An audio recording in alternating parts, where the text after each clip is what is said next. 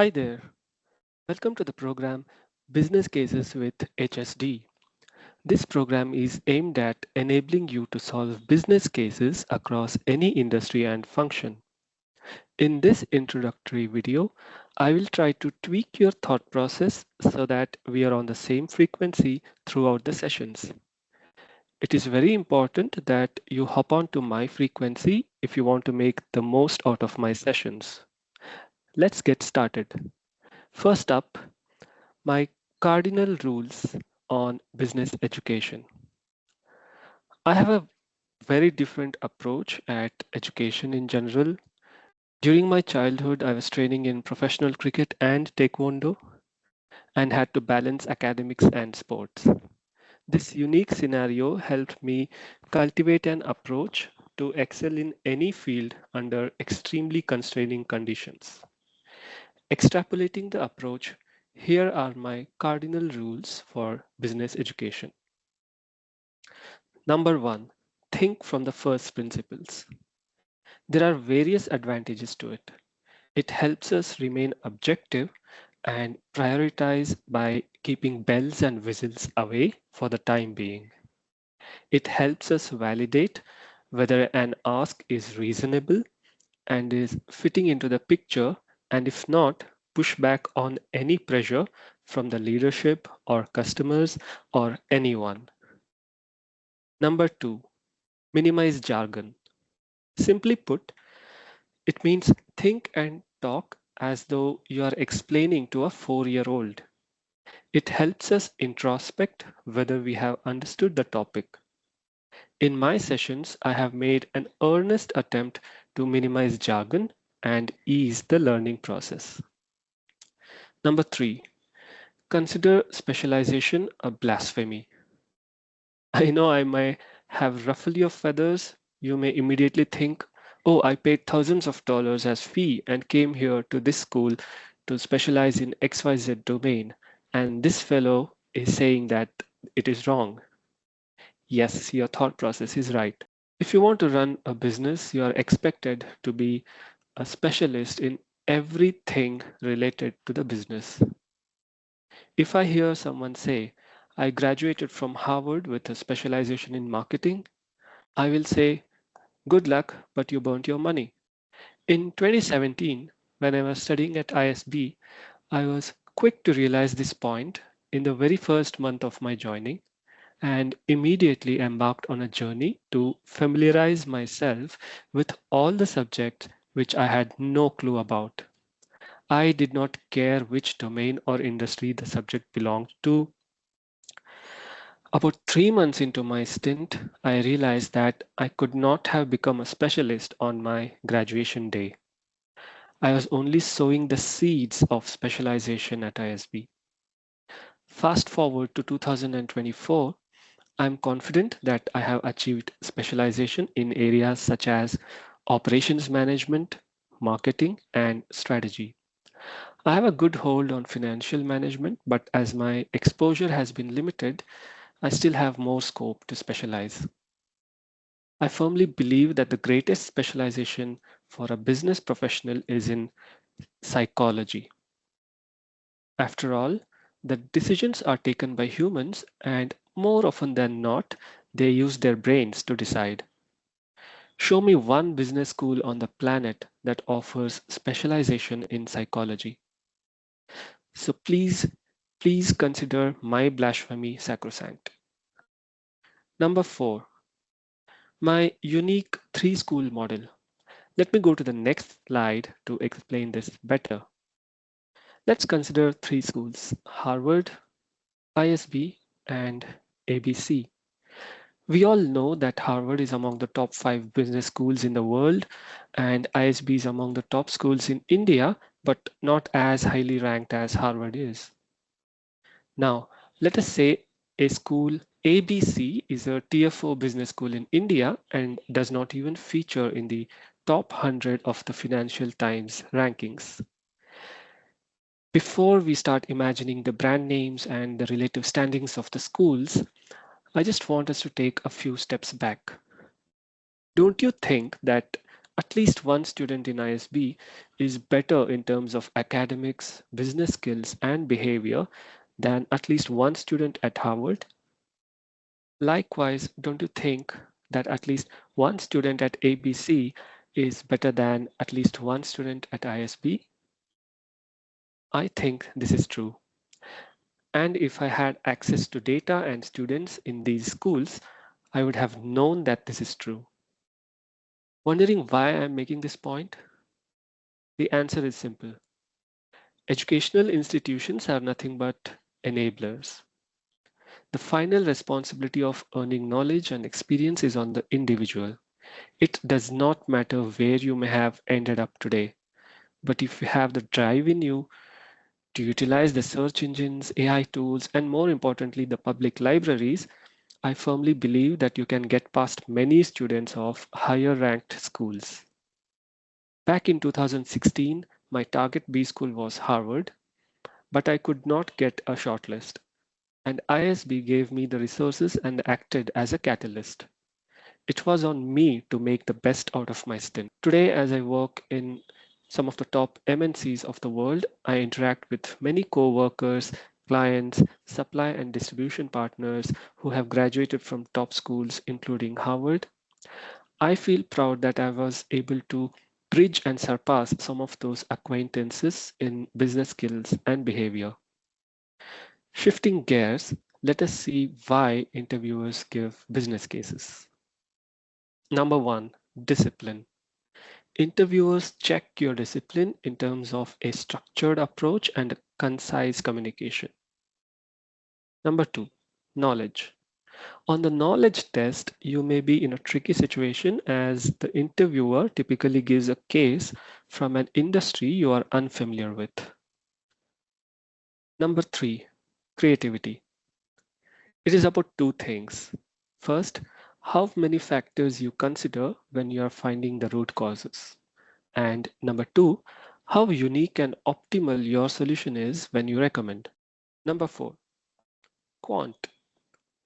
The biggest takeaway from this slide is that there is no compromise on quant. How do we prepare for quant, you may ask? You need to commit to your active memory the following things, and I want you to note down. Number one, multiplication tables up to 20. Number two, decimals and fractions up to 1 by 19. Number three, squares up to 30, 30. And number four, cubes up to 13, 13. If you ask me why these specific things and up to this level, I do not have an answer. I have arrived at this conclusion after experiencing quant in various case solving sessions. Squares and cubes especially help in getting to an estimated value faster. You do not have to consciously remember all of the above points when you solve cases. Just be ready with your quant prep. Next up, let me share how I solve cases. Set the context. What is a context? Simply put, it is the environment or the ecosystem in which this case happens. Context is needed to understand constraints, opportunities, and generate ideas. Setting the context always starts with the following steps, and I want you to write down. Step one, writing down the case narration. Write as mathematically as possible rather than full sentences. For example, if the client says revenue in 2023 was $10 million, just write 2023 REV equal to $10 capital M. Number two, asking questions back to the client or the interviewer during or after the narration. And I prefer during the narration. For example, if you come across a jargon or an acronym which you do not understand, please feel free to interrupt the client and ask what the term means. It helps you remain in touch with the case story. Number three, repeating the case narration as you have understood, especially on the case objective, and confirm if your understanding of the case and the data are accurate. Ask the interviewers if there are more objectives or come up with your own objectives. Example, if the objective is to improve revenue, you can add, maybe we can also try improve profits if possible. It is always recommended to go beyond the case objective, but only after satisfying the client's stated objective first. Number 4, seek 1 or 2 minutes to write down your own inferences from the case narration and state them upfront. For example, if the case deals with the energy sector in EU, the European Union, you can add context by mentioning about the supply risks due to the Russia-Ukraine war. Once you state your inferred part of the context, seek a few minutes, not more than 2 minutes, to write down the approach. Number 2, lay down the approach. Approach is just the diagnosis and the recommendations. That's it. But it is important that you state it to the interviewer. You just have to say, hey, I'm going to get to the root causes first and then recommend my solution. Now, coming to the next part, diagnose. Diagnosis means identifying the root causes of the undesired situation the client is facing and or the reasons for the next desired situation the client wants to achieve. You have to start diagnosis by seeking 1 or 2 minutes from the interviewer to write down a hypothesis. It's not as complicated as it seems. It only means in this context, I think the issue lies here. There is no basis for a hypothesis. It is just an initial feeling. You have to start with that and state it by picking some clues from the context. And state to the interviewer that your hypothesis is this, and you will dive deep to check if the hypothesis is true or false. Post this, you enter the deep dive stage, for which I have set up dedicated videos on the frameworks and sample cases. The last part is the recommendation part. The best way to recommend is through a summary slide. Let me go to the next slide to explain this stage better.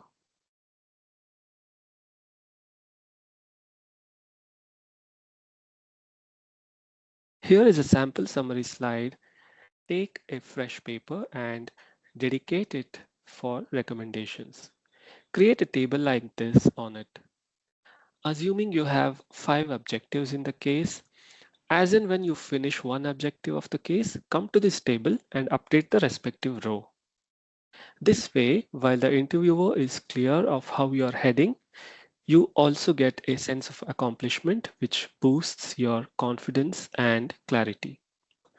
In the sample shown here, the writings in red font are the ones written after the respective objectives of the case have been met.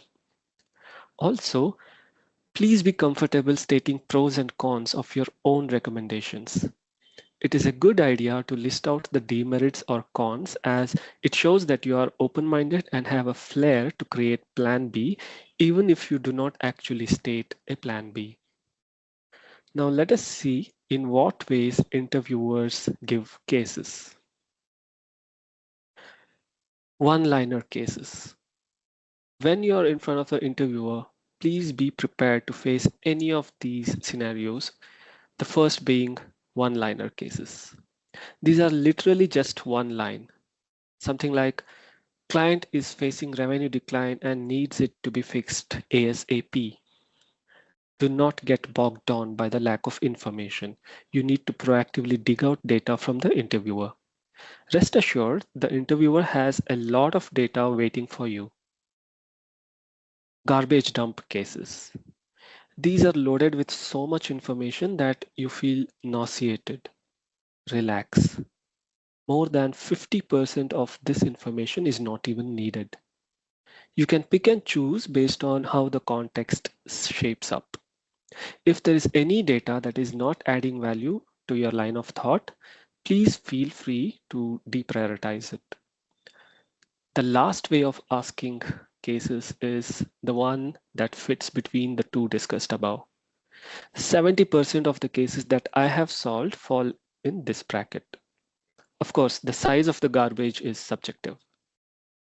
Usually, the case interviews that you get are interviewer led. Rarely, interviewee get to lead the cases, and these happen mostly in the guesstimate cases. Now, let us see what mental model I carry when I solve cases. This could be either in preparation phase or an interview or an actual consulting assignment. First, do not segregate the cases. It is blasphemy. Whether you are preparing or in front of the client or in front of the interviewer, do not think that this is a strategy case, that is an operations case, this is a product management case, etc. It is a waste of energy. Just roll up your sleeves and get to the case. The approach I shared earlier and the methods we will learn subsequently are enough to solve absolutely any business case any human or bot can think of on this planet. Number two, assume that you are in front of your client, even if you are in an interview. The set of thoughts that run in your mind will be very different than those that run when you are conscious that you are in an interview. There will be no room for thoughts such as, did the previous candidate solve the case well? Will I get selected? Such questions do not arise if you just assume that the person in front of you is a client. Number three, my favorite character from the classic novels, Sherlock Holmes. This personality is here to ease our lives during case solving. Any case will have a start mode, a cruise mode, and a blank out mode. A start mode is when you're starting the case and you're a bit shaky in the beginning. A cruise mode is a time when you're just cruising and there is no help needed. Things are fair and going on smooth. And a blank out mode is when you start having lack of ideas. Sherlock helps us recreate scenes and ride on the clues at the start and the blank out phases.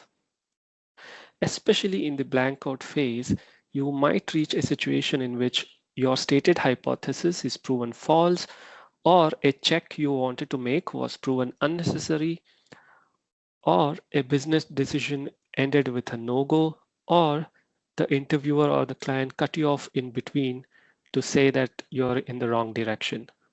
This is when Sherlock helps us go back to the drawing board and pick up the next clues from the recreated scenes. I do not know if you have read the novels or watched the movie of Sherlock Holmes. I would recommend you at least watch the movie, because when Sherlock Holmes describes a particular scene to Dr. Watson, you see those scenes getting recreated, those characters coming to life and doing what exactly he narrates.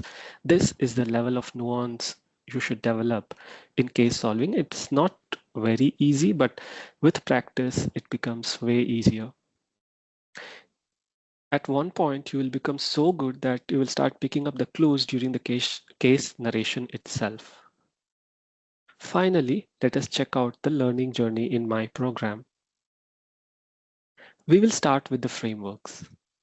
I have listed 4 types of cases. Most other types of cases are either an adaptation or a combination of these 4 types. This is the only segregation that I will do, as I could not merge these use cases further, given that the consideration set for these case types are different. The frameworks are not meant to be force-fit into the case. Their purpose is twofold. Number one, to fire up the case-solving neurons in you. And number two, to know what factors go into the decision-making in these cases. The second point serves as the gist of the frameworks and is a learning that you will cherish. I have distilled the frameworks after solving thousands of cases. All these are paid videos for a very nominal fee. The sequence is deliberately kept this way, starting with profit maximization. because this framework has the highest number of considerations and will have to be mastered upfront. The rest follow with some common thread with the previous type. This reduces cognitive load on our memory during the interview. We will also see sample cases for the above case types. In fact, there is one sample case that trashes the frameworks and solely relies on the client's responses. This is to reinforce in your mind that frameworks are indicative and are not binding. So get ready for an exciting case prep journey. One more thing, I would love to hear from you. If you have any feedback for me, please write to this email address and give me at least 2 days to respond. All right then, great to know that you have stayed back so far in this video, and I will see you in the next video on framework for profit maximization. Thank you so much.